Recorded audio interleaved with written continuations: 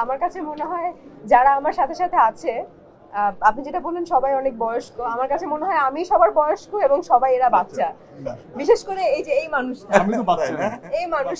মানুষটা এত কনফিউজ করে দেয়, আমি আসলে টেনশনে আছি যে শুটিং এ গিয়ে কি করবে এই মানুষটা। তবে আমি খুব বেশি এক্সাইটেড, কারণ এত ভালো একটা সিনেমা যেটা কিনা আসলে আমার জন্য অনেক বড় একটা চ্যালেঞ্জের বিষয়। এবং আমার কাছে মনে হচ্ছে যে আপনি যেটা বলেন আমিও গুণী, একদমই না। এবং আমার কাছে মনে হয় যে এটা আপনি ছোটবেলা থেকে আচ্ছা, থ্যাংক ইউ সো মাচ।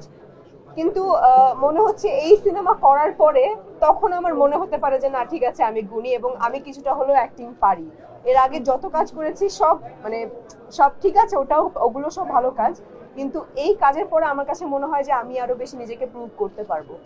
চঞ্চল ভাইয়ের সাথে ছোটবেলায় কাজ করেছি, সেটাও ভালো লাগছে, এবং এসবিএফ আলফায় চোরকি তাদের সাথেও প্রথম কাজ। সব মিলিয়ে প্রথমের তো একটা আলাদা ফিলিংস থাকে, আলাদা ভালো লাগা থাকে। তো সেই ভালো লাগা থেকেই শুরু করতে যাচ্ছি আপনাদের দোয়া নিয়ে। সবকিছুতে আসলে সবাই চায় সেই আস্থাটা রাখতে, এবং আমি যে খুব ইজিলি ঢুকে গেছি, ইজিলি দম করছি তা না। যখন আমাকে শাকিল ভাই ফোন দিয়ে বলল যে তোমাকে ডিরেক্টর রনি ভাই ফোন দিবে দমের জন্য, তুমি কথা বলো, তখন আমি খুব এক্সাইটেড হয়ে গেছি যে ও মাই গড, এত ভালো সিনেমার জন্য আমাকে ফোন দিবে, রনি ভাই ফোন দিবে। ওকে, ঠিক আছে, আই ওয়াজ ওয়েটিং। রনি ভাই আর ফোন দেয় না, কবে ফোন দিবে? যখন ফোন দিল তখন আমাকে বললো যে ঠিক আছে, তোমার একটা অডিশন লাগবে। আমি বলছি অডিশন, যেই জিনিসই নেন আমি এক পায়ে রাজি আছি, but I want to do দম। সো অডিশন দিলাম। অডিশনের পরেও অনেক বেশি টেনশনে ছিলাম যে কি করবে, আমি কি অডিশনে পাস করেছি নাকি আমি কি ফেল।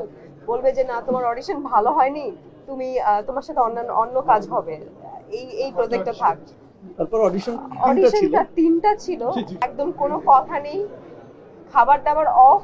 এবং আমার যে কি পরিমাণে আমি খুশি, এটা আমার সাথে যারা ছিল এবং রনি ভাই, তো আমি খুবই খুবই খুবই বেশি খুশি ছিলাম। তো এখনো রিহার্সেল করছি, এই যে আসার আগেও একটু রিহার্সেল করে আসছি।